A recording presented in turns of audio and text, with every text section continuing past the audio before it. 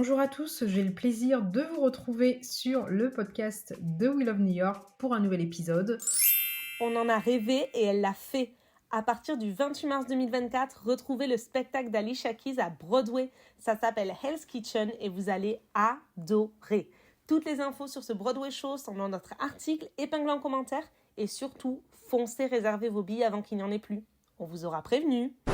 Aujourd'hui, pour ceux qui me découvrent à travers ce podcast, je vous invite à lire la description dans le podcast pour en savoir plus sur qui je suis, mon parcours et bien sûr We Love New York.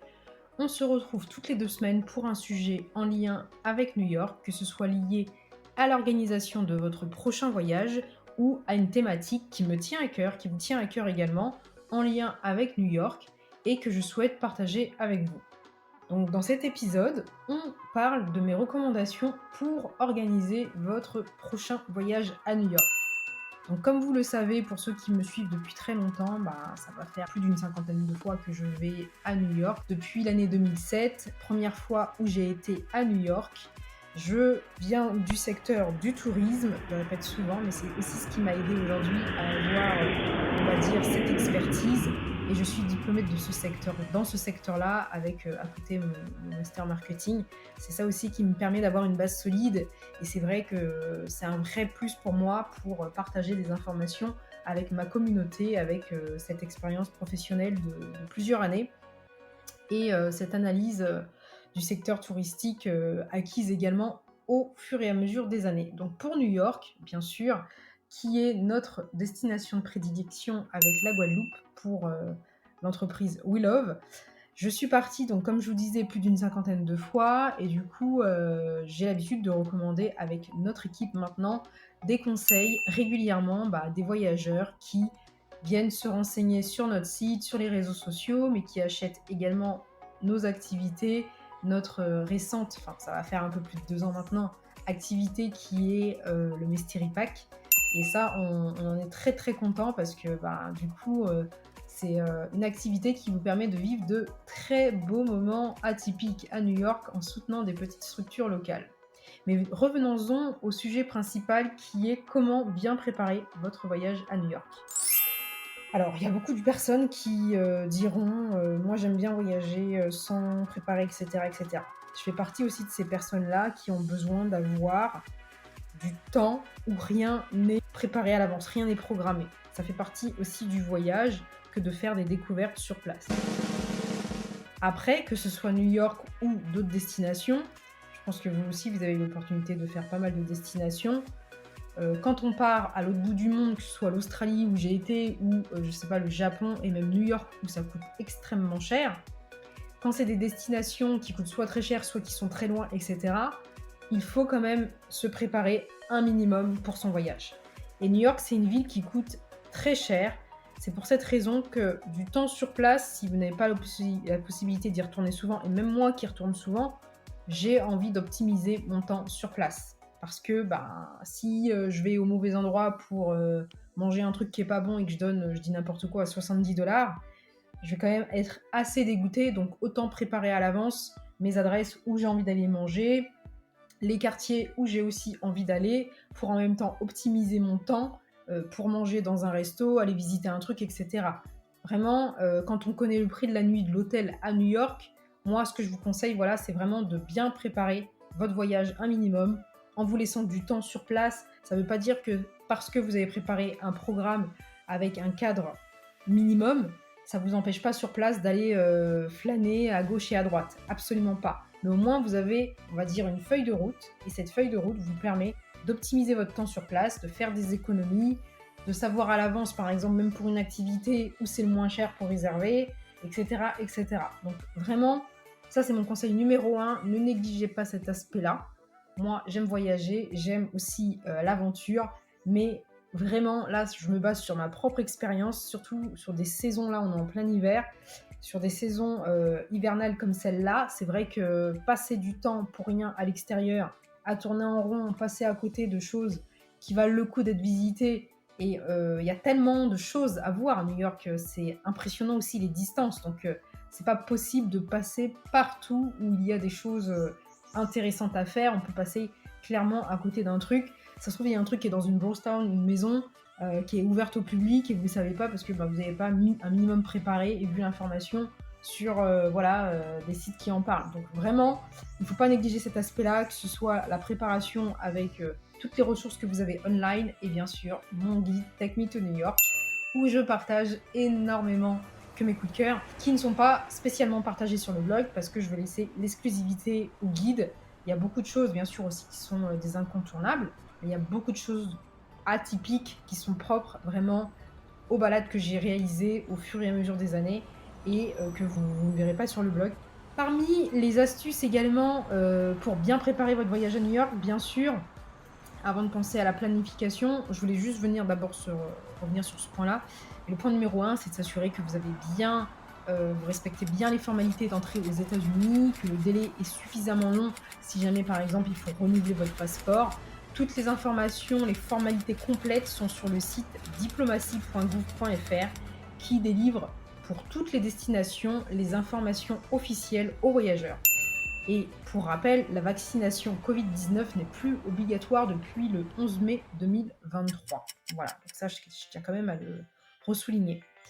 Ensuite, pour préparer votre voyage à New York, si vous y allez pour la première fois, c'est vrai, ou la deuxième fois, après quand vous avez l'habitude d'y aller, vous vous posez un petit peu moins la question, vous essayez de varier, mais c'est bien de vous poser la question, qu'est-ce que vous recherchez? Est-ce que vous recherchez davantage une ambiance avec des températures douces, des fortes chaleurs, ou est-ce que vous avez envie de voir, par exemple, New York sous la neige, potentiellement en hiver, plus en janvier-février, en tout cas, c'est plus envisageable.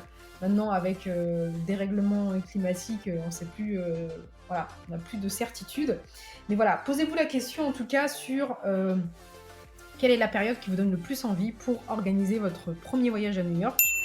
Et je partage d'ailleurs toutes mes recommandations saison par saison dans mon guide également Take Me to New York. C'est une partie que je développe énormément pour vous donner du contexte pour voyager à chaque saison et notamment vous dire qu'est-ce qu'il faut mettre dans votre valise, quels sont les événements favoris, mes événements favoris tous les mois de l'année et plein d'autres choses pratiques que vous pouvez d'ailleurs également retrouver dans le livret avec plus d'adresses confidentielles et d'informations pratiques qui est offert avec mon guide Take Me to New York. C'est un livret qui est accessible avec le QR code à scanner au début de votre guide ou à la fin de votre guide pour ceux qui l'avaient acheté plus tôt pour la 3e édition.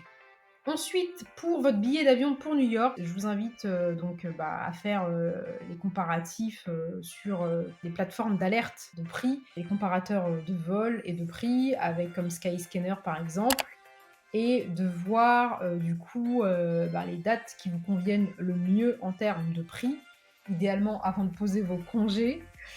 Ensuite, si le prix vous convient, il ne faut pas non plus... On va dire qu'aujourd'hui, avec les billets qui sont vendus en one-way sur New York, quand on prend par exemple le premier prix pour la compagnie French Bee, que je prends très souvent et du coup je recommande, pour avoir travaillé à Air Caraïbes plusieurs années, je recommande du coup French Bee, je vous ai mis le lien dans la description. Le tarif commence à 239 € par trajet. Donc si vous trouvez un aller-retour avec un total qui est autour de ce montant-là, même sur une autre compagnie, considérez que c'est un prix correct. Si c'est un peu plus cher, ça reste un prix correct. Maintenant, si c'est beaucoup plus cher, alors que le voyage se passe dans beaucoup de mois, par là j'entends plus de 6, 7, 8 mois, 9 mois, attendez peut-être un peu pour essayer d'aller vers ces tarifs-là, sauf potentiellement en haute saison où bien sûr ça peut augmenter. Mais en tout cas, le site de French Bee, si vous regardez à l'avance 6 mois à peu près, c'est un bon moyen de voir les prix qui sont, on va dire, corrects, parce que French Bee pratique les prix parmi les moins chers du marché. Ensuite, n'hésitez pas à aller d'ailleurs sur le blog pour lire plus d'infos à ce sujet-là. Moi, je viens de l'aérien, donc c'est un monde que je connais très bien. Je sais comment ça fonctionne et c'est pour ça que sur le blog, je partage beaucoup d'infos, notamment pour trouver les meilleurs tarifs, trouver quels sont les meilleurs sièges ou ce genre de choses, notamment dans les articles sur French Bee, sur notre site We Love New York. Ensuite, ne négligez absolument pas l'assurance voyage, s'il vous plaît. C'est quelque chose que beaucoup de personnes négligent. Aux États-Unis, il faut savoir que les frais médicaux, mais ça coûte une blinde, c'est un truc de dingue, vous n'imaginez même pas. Même si vous pensez que votre plafond est hyper élevé de votre carte bleue, celle qui, pour moi, en tout cas, le courtier qui propose les assurances avec des plafonds hyper élevés, c'est Shapka, que je recommande donc depuis très longtemps, en tout cas depuis la pandémie surtout, parce que le prix il est intéressant, le service client il est top, leur site il est top, et du coup la couverture elle est top top top. Et on avait eu une visio avec les membres du club We Love New York, club qui est accessible avec votre guide We Love New York, et il s'avère qu'on avait eu un cas d'ailleurs de voyageur qui s'est retrouvé du coup aux États-Unis malheureusement il a eu un anévrisme, situation bien sûr inenvisageable, et ses frais médicaux ont été énormes, jusqu'à 1 million de dollars, euros ou dollars. Permettez-moi d'avoir un doute, je crois que c'est euros, je l'ai mis dans une vidéo, mais en tout cas ça reste un montant élevé quoi. Et Shapka, heureusement, sa couverture était suffisante. Voilà, ça c'est ce genre de choses qui sont inenvisageables. À New York, il y a beaucoup de vélos, il y a une circulation qui est aussi forte à certains endroits, tout peut arriver. Donc prenez une assurance, quelle qu'elle soit, faites le comparatif, ça n'arrive pas qu'aux autres.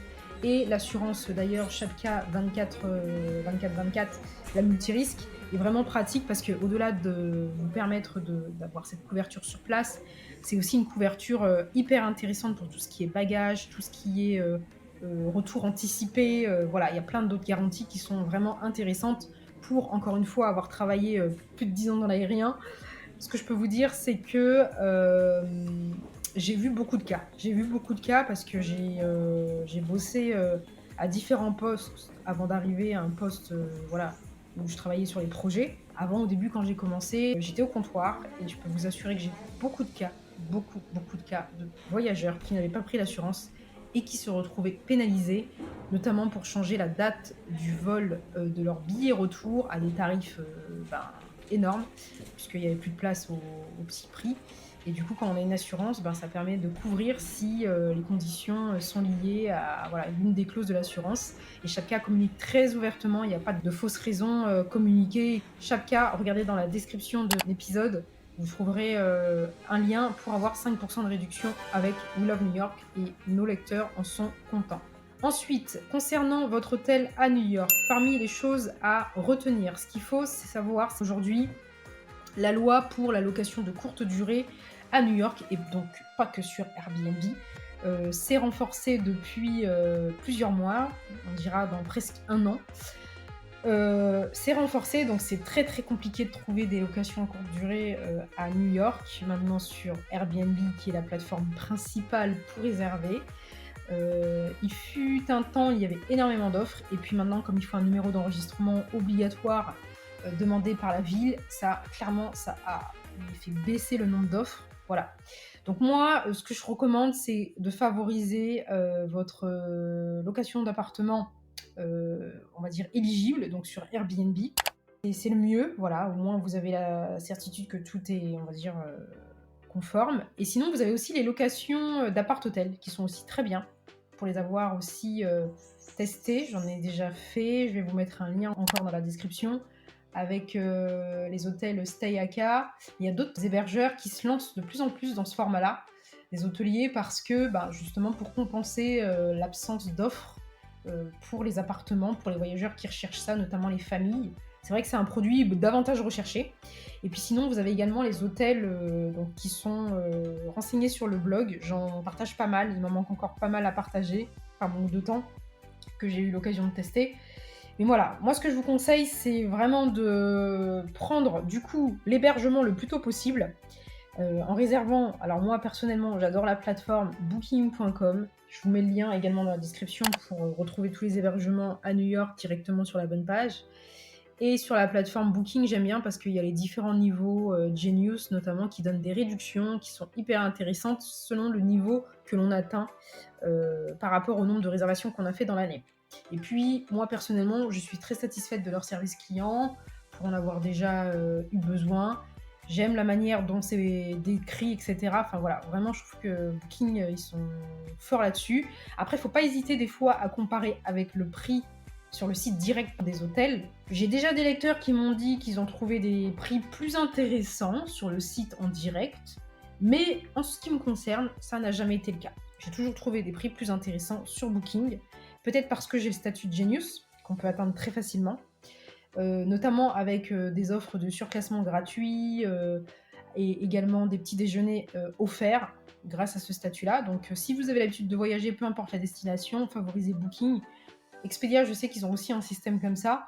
Mais en tout cas, moi, voilà, franchement, Booking, ça reste pour moi mon truc. Et ce qui est bien, c'est que pour New York, par exemple, imaginons, là, on est au mois de février, vous voulez partir en décembre, vous pouvez déjà commencer à réserver parce que la majorité des offres sont des offres qu'il est possible d'annuler sans frais. Jusqu'à un certain nombre de jours, en général, c'est à quelques jours de la date de votre séjour. Donc, vous avez largement le temps d'annuler. Donc, moi, ce que je vous recommande, c'est dès que vous voyez une nuit avec un prix intéressant, là où vous voulez être placé, n'hésitez pas à réserver. Et sinon, vous annulez derrière pour réserver ailleurs si vous voyez un truc plus intéressant qui correspond à vos attentes. Concernant les quartiers les plus agréables où dormir, selon ce que vous recherchez, c'est pareil. C'est dans mon guide Take Me to New York. C'est des choses qui m'ont pris des années avant d'avoir ce recul-là.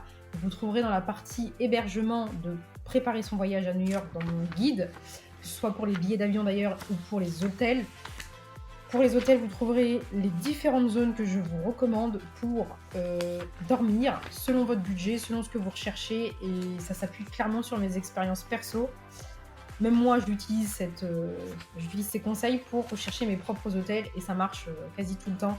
Si vous voulez moins cher et un hôtel moins central, je vous conseille tel quartier, sans pour autant être à 3 heures, enfin, façon de parler de Manhattan, là où se concentre une bonne partie des sites touristiques, et aussi, voilà, même si moi je vais davantage à Brooklyn maintenant, et que j'explore beaucoup avec attention Queens, Bronx et Staten Island, même si c'est un peu plus loin.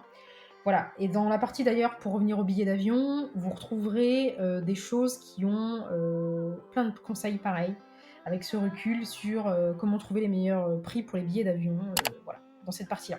Je vous conseille donc, comme je vous l'ai déjà dit plus tôt, j'avais commencé par ça, de bien préparer votre programme, voilà. Une fois que votre billet d'avion et votre hébergement sont réservés, pensez à votre programme. Vous avez également dans mon guide plus de 35 itinéraires personnels. Chacun de mes itinéraires ont été faits à partir de mes expériences perso.